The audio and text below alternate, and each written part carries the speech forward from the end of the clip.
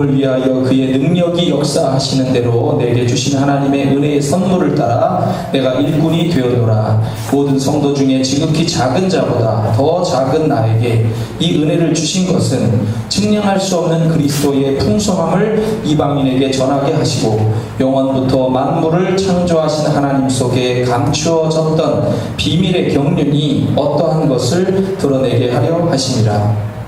이는 이제 교회로 말미암아 하늘에 있는 통치자들과 권세들에게 하나님의 각종 지혜를 알게 하려 하시니 곧 영원부터 우리 주 그리스도 예수 안에서 예정하신 뜻대로 하신 것이라. 우리가 그 안에서 그를 믿음으로 말미암아 담대함과 확신을 가지고 하나님께 나아감을 얻느니라.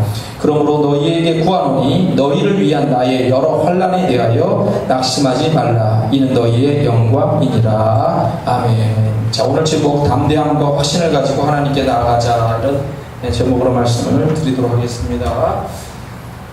자, 우리가 에베소서에서 계속 이야기하고 있는 것이 이방인들에 대한 하나님의 관심이에요. 그래서 하나님이 유대인들만 구원하시려고 하는 것이 아니라 유대인들 외에 이방인들까지 전 인류를 구원하시려고 하는 계획을 갖고 있다, 경륜을 가지고 있다, 이런 뜻을 갖고 있다라고 이렇게 말씀하고 있는 거고요. 이런 뜻 때문에 예수 그리스도께서 오셔서 십자가에 달려 돌아가신 것이고 하나님과의 깨어진 관계를 회복시키신 겁니다. 그리고 사도들과 선지자들의 터 위에 있는 교회를 통해서 본격적으로 이방인들을 선교하도록 이렇게 하셨습니다. 사도 바울은 계속해서 이야기했지만 다메섹 도상에서 다메섹으로 기독교인들을 잡기 위해서 이렇게 가다가 예수님을 만났어요. 회심을 하고 이방인의 사도로 세움을 받았고요. 이스라엘 안에서는 주로 이제 베드로를 중심한 사도들이 선교했고 이방 지역에 다니면서 주로 선교를 감당했습니다. 자, 이제 오늘 말씀에서 사도 바울은 자신의 이야기를 하고 있습니다. 제 7절 말씀부터 먼저 보면 이 복음을 위하여 그의 능력이 역사하시는 대로 내게 주신 하나님의 은혜의 선물을 따라 내가 일꾼이 되었노라 라고 말씀하고 있어요.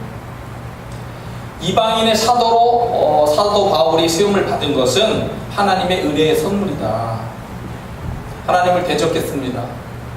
핍박에 앞장섰습니다. 그랬던 사울이에요. 이 사울을 바꿔서 사도 바울로 이렇게 변화시켜 주셨고 능력을 주셔서 일꾼이 되게 해 주셨습니다. 여기 이제 중요한 단어가 일꾼이라는 단어입니다. 헬라어로는 디아코노스라고 이렇게 이야기하는데 이 뜻이 손님을 맞아서 그 식탁에서 시중 드는 사람. 원래 이제 종들이나 어떤 노예들이 많이 이렇게 하게 되는데 개념상으로는 손님 식탁에서 시중을 드는 사람 또는 이 디아코노스 이렇게 단어가 어울리게 되는데 이 먼지를 뚫고 다니는 사람이에요. 청소하는 거죠, 청소. 먼지를 뚫고 청소하는 사람. 그래서 이 일꾼이라는 말이 다른 말에서는 번역이 사역자라고도 이렇게 번역이 되어 있고 고린도서에 또 로마서에서는 하나님의 사자다라고 이렇게 또 표현하기도 하고 또 디모데전서나 빌립보서 등에서는 보면 집사라고 번역이 되어 있습니다. 원래 디아콘이라는 말이 교회에서는 주로 집사라고 활용을 하고 있습니다만 여기서는 하여튼 일꾼으로 번역이 되어 있습니다. 예수 그리스도는 대적자였던 사울을 선택하고 부르셨고 성령을 통해서 사도 바울의 선교에 능력으로 역사하셨다는 겁니다. 그래서 그리스도의 일꾼으로서 사도 바울이 많은 치유 역사를 하고 교육 그리고 선교 이런 결실들을 주렁주렁 맺어 가게 되었다는 겁니다. 오늘날 교회를 뒷받침하는 여러 직책들이 있습니다만 그 중에 중요한 직책이 집사라고 하는 일꾼 직책입니다. 모든 교회의 직책은 봉사와 선교라고 하는 것에 초점이 맞춰져 있고요. 집사는 그 말 자체가, 집사라는 말 자체가 중요한 섬김의 의미를 갖고 있습니다. 그렇기 때문에 이 집사의 직분이야말로 하늘의 상을 가장 크게 받을 수 있는 자리가 또 되기도 하는 것입니다. 디모데전서 3장에 보면 집사의 직분을 잘한 사람들은 아름다운 지위와 그리스도 예수 안에 있는 믿음에 큰 담력을 얻는다라고 하는 이런 말씀으로도 표현을 하고 있습니다. 그런데 많은 경우에 보면은 교회의 직분에 대해서는 그렇게 중요하게 생각하지 않는 사람들이 간혹가다 있습니다. 어느 편의점 사장이 애로사항을 적은 글을 우연히 보게 되었습니다. 자기가 다른 편의점이나 다른 슈퍼마켓이 있죠.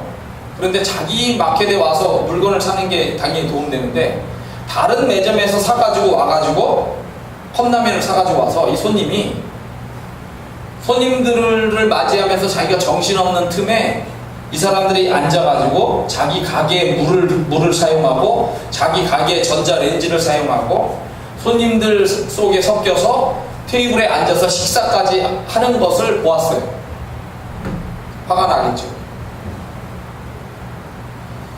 그래서 기다렸죠. 처음에 뭐라도 좀 팔아주겠지 하는데 그것이 아니고 말도 없이 계속해서 그렇게 하는 사람들이 있더라는 거예요.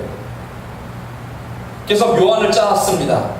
아니 이게 물이 공짜가 아니고 전기로 이렇게 돌리는 해서 수도고 그리고 전기세가 나가는 그런 물이고 그리고 전자레인지도 그냥 돌아가는 게 아니지 않습니까? 전기 때문에 돌아가는 건데 그래서 부득이하게 여기만을 순수하게 이용하시려는 분들은 1,000원을 받겠습니다 라고 얘기를 하게 됐다는 거예요. 그랬더니 어떤 사람은 얼굴을 구기는 이제 표정을 내면서 이렇게 나가게 되는 거고요. 그냥 나가고요. 또 어떤 사람은 울며 겨자 먹기식이다 라고 하면서 마치 이렇게 내고 먹는 사람도 있고 또 어떤 사람은 화가 난 표정으로 말을 합니다. 사장 어딨냐? 내가 사장인데 제가 사장입니다 라고 얘기를 하면은 그 사람이 뭐라고 얘기를 하냐면 장사 참 희한하게 하네 그렇게 얘기를 한다는 거예요. 자기는 이해가 안 되는 겁니다. 그리고 아무것도 안 사는 사람이 와가지고 이 사장님한테 뭐라고 얘기하냐면 종이컵 하나 달라고 이렇게 얘기합니다. 다짜고짜. 종이컵도 공짜가 아니잖아요. 그렇기 때문에 50원입니다 라고 얘기를 하면은 이 사람이 하는 말 장사 참 희한하게 하네요. 교회도 사실은 조직이고 운영을 하다 보니까 이런 게 이제 다 들어가는 거 아닙니까? 그래서 그런 게 안 들어가는 것처럼 생각을 하고서 교회 생활을 하는 사람들이 있어요. 그런 생각에 좀 변화가 필요한 것이고요. 재미난 얘기가 집사를 8등급으로 이렇게 나눠놓은 이야기가 있습니다. 1등급 집사는 암소 집사, 교회 짐을 다 짊어지고 가며 목숨까지도 내어놓는 사람. 2등급 양집사, 이끄는 대로 순종하는 사람. 3등급 막대기 집사, 자기 할 일은 주대 있게 잘 알아서 하지만 넘치는 충성은 절대 하지 않는 사람. 4등급 집사, 비행기 집사입니다. 띄워놓고 칭찬하면 굉장히 좋아하는데 아니면 그렇게 안 해주면 교회를 떠나는 사람. 5등급 집사, 미꾸라지 집사, 요리조리 잘도 빠지는 사람, 그리고 핑계대는 사람. 6등급 개구리 집사, 아무데나 퐁당퐁당 끼어들고 간섭하고 구설수를 만드는 사람. 7등급 집사, 염소 집사, 질투를 잘하는 사람 있죠? 질투하는 사람. 잡아당기고 갈라놓고 흩어놓고 높은 곳에만 올라가려는 그런 사람. 마지막으로 8등급 집사, 서서 잡사예요. 서서 집사가 아니고 서서 잡사. 뭐냐면 술도 잡수고 담배도 잘 잡수고 하면서 이렇게 하면서 봉사는 관여하지 않고 이렇게 하는 사람. 이런 사람들도 있다는 거죠. 근데 이름을 딴 것도 있더라고요. 이름을 딴 집사들도 있어요. 고집사가 있습니다. 고집사. 고집사는 고집을 부려서 고집사가 아니라 고습을 잘하는 집사를 고집사가. 주집사, 술을 잘하는 집사. 연집사, 담배를 잘하는 집사. 박집사, 바가지로 밥을 잔뜩 먹고 또 먹는 일에는 하여튼 관여를 잘하는데 일은 안 하는 집사. 이집사, 이름만 올려놓고 얼굴 보기 힘든 집사.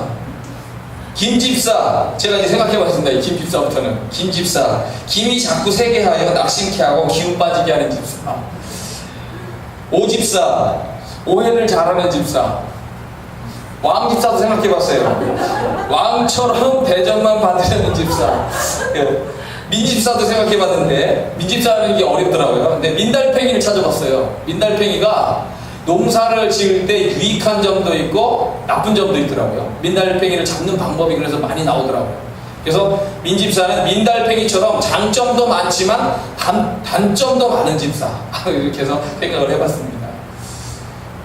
근데 어느 집사가 이렇게 자기를 가리켜서 나이롱 집사라고 이렇게 하면서 다녔대요. 친구들과 함께 관광지를 갔는데 그 관광지에서 친구를 따라 아주 용한 전쟁이라고 하는 사람을 찾아갔답니다. 그래서 친구들이 너 저 교회 다니니까 하지 말라고 그랬는데 자기 나이롱 집사라고 하면서 들어갔다는 거예요. 그래서 이 용한 집사가, 용한 점쟁이가, 이게 사탄적인 그런 게 강한 아마 그런 점쟁이였나봐요. 그래서 갑자기 여기 오신 분 중에 이게 점괘가 안 나온다고 야단을 막 치더라는 거예요. 예수 믿는 사람 들어왔냐고. 그래가지고 친구들이, 야, 너 교회 다니잖아. 너 나가라고 이렇게 얘기하니까, 나이롱 집사요. 아무것도 아니에요. 근데 점괘가 안 나온다고 그러니까 이제 결국 쫓겨났어요. 쫓겨나가지고 바깥으로 나왔는데 그때부터 친구들은 점괘가 잘 나온다고 그래가지고 점을 다 이렇게 치고 나왔다는 거예요. 자기가 생각했다는 거예요. 나는 분명히 내 교회에서 나 자신 생각해볼 때는 정말 나이롱 집사밖에 안 되는데 그럼에도 불구하고 내 안에 그리스도가 계시고 내 안에 성령께서 역사하시기 때문에 그 사탄의 영을 받는 용한 점쟁이도 부족한 나임에도 불구하고 나의 존재를 통하여 예수 그리스도께서 역사하신다는 것을 말하고 있더라. 그때부터 내가 정말 나이롱 집사가 되지 말고 정말 믿음 좋은 집사가 되어야 되겠다. 이렇게 결단을 했다는 거예요. 오늘 우리가 일꾼이라고 할 때 그 일꾼이라고 하는 것이 집사, 디아콘인데 일꾼인데 이것이 먼지를 털고 다니는 사람이고 손님상에 시중 드는 사람이라는 거죠. 이런 마음으로 하나님의 사자요 하나님의 집사로서 일을 한다. 그런 의식을 가지고 우리가 봉사와 선교를 지혜롭게 감당하게 되면 교회는 아름답게 될 것이라고 생각해요. 그래서 스스로를 자꾸 나이롱 집사다 또는 부족하다라고 해서 자꾸 낮추지 마시고 그럼에도 불구하고 나는 하나님께서 역사하시는 하나님이 사용하시는 좋은 일꾼이다 라고 생각하시고 힘을 내고 기쁜 마음으로 열심히 봉사를 하면 좋겠다는 말씀을 드립니다. 자, 8절 9절 말씀을 또 보겠습니다. 모든 성도 중에 지극히 작은 자보다 더 작은 나에게 이 은혜를 주신 것은 측량할 수 없는 그리스도의 풍성함을 이방인에게 전하게 하시고 영원부터 만물을 창조하신 하나님 속에 감추어졌던 비밀의 경륜 그 뜻이 무엇이 어떤 것을 드러내게 하려 하심이라. 사도 바울이 자기 자신을 표현하기를 모든 성도 중에 지극히 작은 자보다 더 작은 자신이다라고 겸손히 말하고 있습니다. 이거는 자기가 예수님을 박해했었던 사람이었기 때문에 그런 표현을 쓰는 것도 있겠지만 겸손한 표현 분명히 맞습니다. 고린도전서 15장에도 나는 사도 중에 가장 작은 자라. 왜? 나는 하나님의 교회를 박해하였으므로 사도라 칭함받기를 감당하지 못할 자다. 그러나 내가 나 된 것은 하나님의 은혜로 된 것이니 내게 주신 그의 은혜가 헛되지 아니하여 내가 모든 사도보다 더 많이 수고하였으나 내가 한 것이 아니요 오직 나와 함께 하신 하나님의 은혜다 라고 이렇게 고백을 하고 있습니다. 디모데전서 1장 15절에서도 믿보다 모든 사람이 받을 만한 이 말이요 그리스도 예수께서 죄인을 구원하려 하시려고 세상에 임하셨다 하였도다. 죄인 중에 내가 괴수다. 예수께서 죄인을 구원하기 위하여 오셨는데 그 죄인 중에 내가 괴수다, 제일 나쁜 사람이다 라고 말을 하고 있는 거예요. 하나님의 적대자였었고 교회의 박해자였었고 자기가 벌 때도 자기가 죄인이고 그리고 개인적인 욕망과 죄도 가지고 있는 사람이 디모데전서 1장 13절 내가 전에는 비방자요 박해자요 폭행자였으나 도리어 긍휼을 입은 것은 내가 믿지 아니할 때에 알지 못하고 행하였습니다. 그러나 여하튼 비방자요 박해자요 폭행자였잖아요. 로마서 7장 내 속 곧 내 육신에 선한 것이 거하지 아니하는 줄을 아노니 원함은 내게 있으나 선을 행하는 것은 없노라. 내가 원하는 바 선은 행하지 아니하고 도리어 원하지 아니하는 바 악을 행하는도다. 바울 자신도 자기가 고백을 하고 고민하는 것이 내가 선을 행해야 되겠다는 마음은 있는데 선을 행하지 않고 악을 행하고 있는 자신을 발견하는 거예요. 그러한 연약한 부분을 가지고 있고 죄인 중에 괴수다라고 겸손하게 표현하고 있는 거예요. 여하튼 중요한 것은 자기 자신의 그러한 부족함에도 불구하고 하나님의 풍성한, 그리스도의 풍성한 은혜를 통하여 내가 이렇게 사도가 되었다. 귀한 직분이 되었다. 이방인에게 복음을 전하는, 그래서 사명을 감당하고 있다. 이렇게 말하고 있는 거예요. 여기에서 중요한 세 가지 또 말씀을 드리면, 첫째는 이 겸손함이죠. 바울 자신의 솔직한 부분도 있지만 자신을 낮추고 있는 겸손한 모습을 우리가 보게 됩니다. 교회 안에서 우리가 직분을 감당할 때, 또 교회를 그냥 다닐 때 우리가 중요한 것이 이 겸손함을 잃지 말아야 되는 거예요. 예수님이 낮아지신 것을 우리가 보면서 그 겸손함을 배워가듯이 항상 내 속에서 겸손한 모습이 드러나도록, 나를 통하여 하나님의 겸손이 드러나도록 이렇게 우리가 힘을 써야 되는 거예요. 그 다음 두 번째는 그리스도의 풍성한 은혜입니다. 우리 인터넷 댓글, 저도 어제도 한 더욱에 썼습니다. 댓글 이단에 대한 문제에서 썼고, 하나는 그냥 일반적인 거로 참여. 제가 또 댓글을 자주 쓰는 편이에요. 근데 항상 막 쌍욕을 하거나 이렇게 하지 않죠, 저 같은 경우는. 근데 댓글들을 막 읽어봅니다. 때때로 읽어보면 막 온갖 욕설을 막 엄청나게 하는 거 사람들을 발견하게 돼요. 근데 정말 그 악한 사람에 대해서 막 욕을 하고 싶을, 나도 욕이 나올 때도 있고, 막 쓰다가 다시 지우고, 이거를 많이 하게 돼요. 이렇게 쓰면 안 되지 하고, 감정을 절제하는 거니까. 정말 죽여야 되고, 정말 나쁜 놈이고, 감옥에 20-30년 썩어서 아니 평생을 썩게끔 만들어야 된다라고 생각을 하는 그런 경우도 보게 됩니다. 지난번에도 그 중학생을 여러 아이들이 막 폭행을 하고 했는데, 이 아이들이 잘못을 한 것에 대해서도 반성하지 않고 기꺼이 감옥 가겠다고 하면서, 그렇게 그 엄마가 막 하늘 맺힌 채 이렇게 글을 올린 것들을 이렇게 보았어요. 근데 중요한 것은 그거죠. 그냥 그렇게 죽였으면 하는 그런 사람이 할지라도, 악한 자라도 그리스도의 풍성한 은혜가 그를 변화시키고 바꿔서 귀한 도구로까지 사용하시더라는 거예요.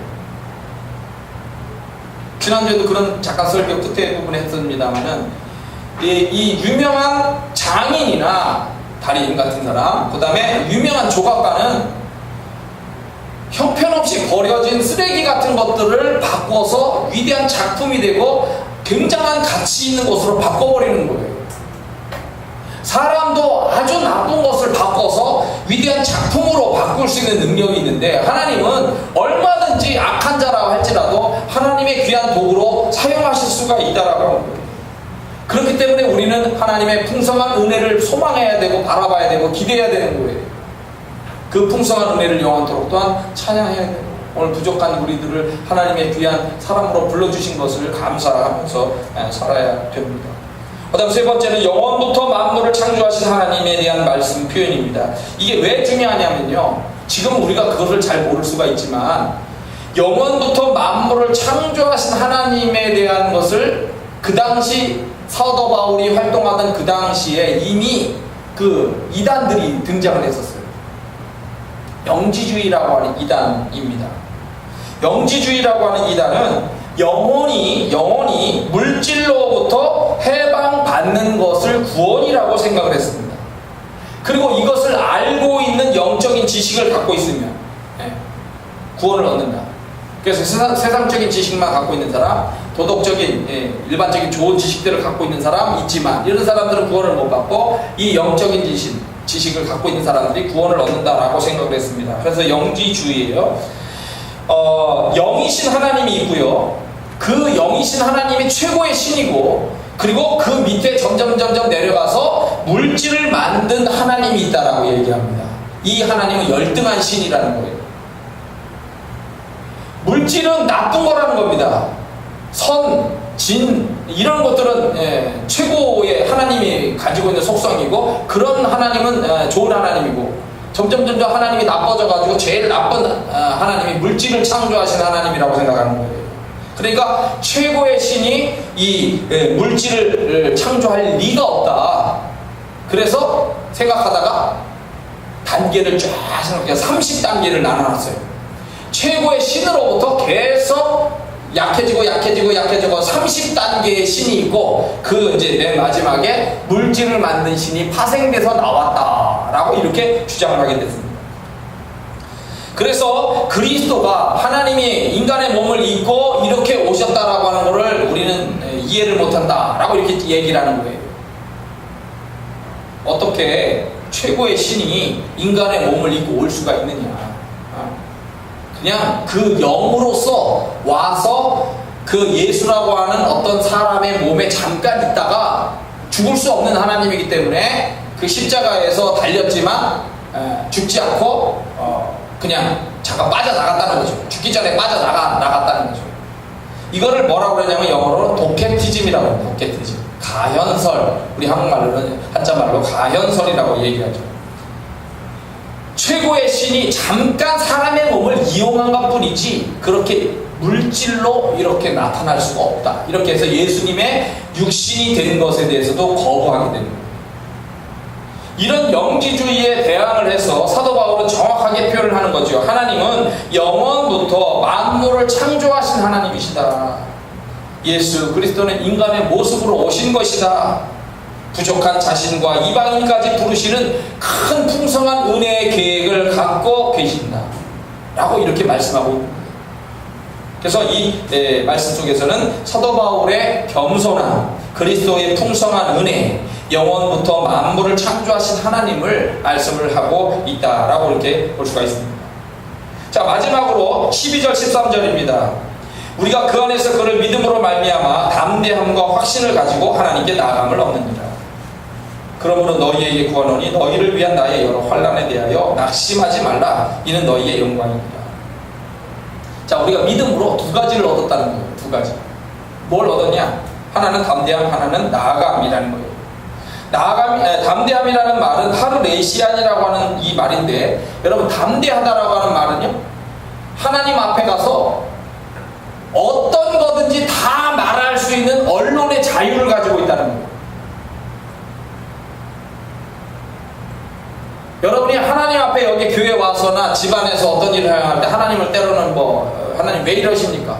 어려운 일이 생길 때는 하나님의 어떤 역사는 내가 왜 고난을 받아야 되느냐, 어려움을 겪어야 되느냐 해서 원망의 말을 할 수 있잖아요. 근데 만약에 하나님이 원망의 말을 도저히 못 듣는 하나님이라고 많이 생각해보세요. 그 자리에서 번개가 쳐가지고 탁 때려 죽인다고 생각해보세요. 다 죽었을 거예요. 그죠? 근데 우리가 감사한 것은 하나님 앞에 어떤 얘기든지 다 할 수가 있다는 거예요. 그런 담대함을 가지고 있다는 거예요. 다 들어준다는 거예요. 다 들어줘. 또 하나님 앞에서는 두려움이나 부끄러움이 없다는 거예요. 두려움이나 부끄러움. 제가 유튜브 영상 중에 어떤 가수가 노래하는 거를 이렇게 보라고 해서 이렇게 제가 클릭을 하다 보니까 그 가수가 이제 나와가지고 노래를 하는데 막 어마어마한 사람들이 막 열광하고 있는 모습이에요. 그런데 이 사람이 가수가 이렇게 노래를 하는데 아마 가족이 같이 왔나 보죠? 요 꼬마가, 애기가 이 무대로 나온 거야. 아빠! 하면서. 근데 우리 보통 하면 데리고 가라고 이렇게 할 텐데, 이제 이 사람은 막 노래를 부르게 막 열창을 하고 있다 보니까 이제 아기가 오는 걸 못 봤어요. 근데 누군가가 자기 바지를 이제 잡으니까, 보니까 아기인 거야, 자기 아기. 아빠! 하고 이렇게 얘가 나와가지고 소리를 잡는데 말이죠. 우리가 여러 가지 부끄러움, 여러 가지 부족한 점, 여러 가지 이렇게 두려움을 가지고 있지만 하나님 앞에 가서 어떤 모습인지 그 바지가랑이를 잡고 아빠라고 이렇게 얘기하면 저리가 라고 얘기할 하나님이 아니라는 거라는 생각을 거기서 했어요. 지금. 그분은 우리를 기쁘게 본다는 거예요.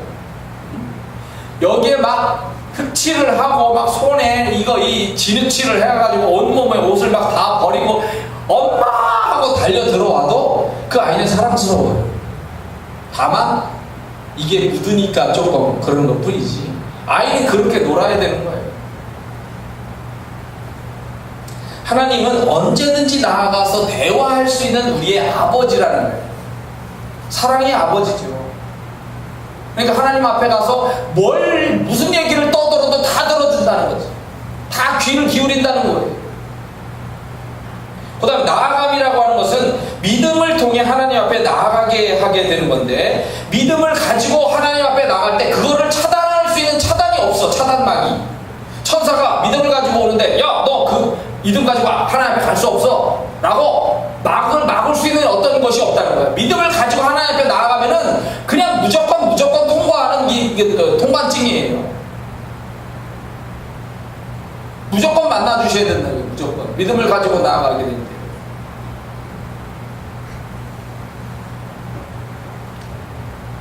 여러분 어느 시설이나 뭐 우리가 청와대만 얘기해드는 그렇잖아요. 경찰들이 막고 거기 앞에 철문들이 있고 때로 그걸 함부로 넘어가게 되면 총알이 날아올 수도 있잖아요. 근데 그 믿음이라고 하는 증을 가지고 하나님 앞에 나가면 아무도 걸림돌이 없는 거예요. 그렇게 하나님과의 관계가 열려졌다는 거예요. 담대하게 나아갈 수 있고 기쁘게 나아갈 수가 있는 거예요. 그러니까 그런 하나님의 은혜와의 관계로 내가 열려져 있기 때문에 내가 지금 어려운 환난을 당하고 있어요. 사도 바울이 고통을 겪고 있고 억류되어 있고 예를 들어서 그렇게 환난을 당하게 된다고 할지라도 낙심할 필요가 없다는 거예요. 특히 에베소 교회 교인들은 자기들을 가르쳤던 직접적으로 가르침을 받았던 그 믿음의 스승이요 교사요 그리고 사도인 바울이 감옥에 있을 때 마음이 굉장히 안 좋잖아요. 근데 염려하지 마라. 왜? 환난이라고 하는 것은 영광의 전제 조건이다. 그리스도의 고난에 참여하는 영광스러운 일이다. 그리고 큰 상을 받게 하는 것이다 라고 하는 것을 알고 있기 때문에 너희들 너무 염려하지 마라. 난 기쁨으로 이 어려운 일을 다 겪어나가니까. 오늘 우리는 어떻게 해야 됩니까? 하나님께 담대함과 믿음의 확신을 가지고 나아가야 된다는 거예요. 그러면 주님은 기뻐하신다는 겁니다. 우리를 만나주신다는 거예요. 예레미야서 31장 에브라임 산 위에서 파수꾼이 외치는 날이 있을 것이라 이르기를 너희는 일어나라 우리가 시온에 올라가서 우리 하나님 여호와께로 나아가자 하리라. 히브리서 10장 말씀 우리가 믿음의 뿌림을 받아 악한 양심으로부터 벗어나고 몸은 맑은 물로 씻음을 받았으니 참 마음과 온전한 믿음으로 하나님께 나아가자. 하나님께 나아가면 하나님께서 기쁘게 받아주신다는 거예요. 주여 우리를 기쁘게 받아주시옵소서. 주여 내가 주 앞에 나옵니다. 내 마음에 이런 아픔이 있고 때로 이런 슬픔도 있고 이런 비전과 꿈들을 가지고 있습니다. 내 인생을 받아주세요. 내 인생을 열어주세요. 어떤 제목을 가지고 나오든지 하나님께서 기쁘게 받아주십니다. 여러분 기도하시고 그리고 기쁨으로 하나님 앞에 나와서 하나님께서 주시는 기쁜 복을 받는 여러분과 제 삶이 꼭 되기를 축원합니다. 다시 한번 기도하겠습니다. 담대함과 확신을 가지고 하나님께 나아가기를 원합니다. 주님 우리를 불러 일꾼을 세워주시고 그리고 귀한 사명 감당하게 하시니 감사합니다.